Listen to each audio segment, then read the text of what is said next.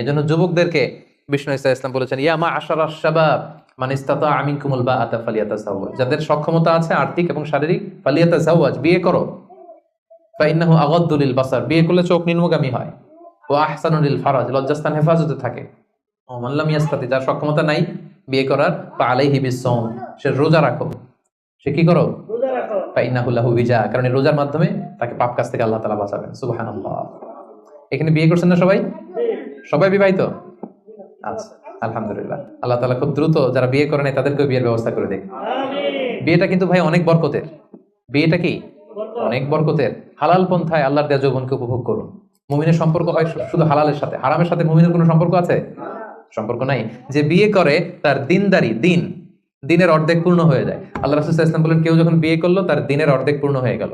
ফালিয়াত্তাকিল্লাহা ফিন নিসফিল বাকি, বাকি অর্ধেকের ভয় করলেই চলবে তার, এখন অর্ধেক পূর্ণ হয়ে গেল।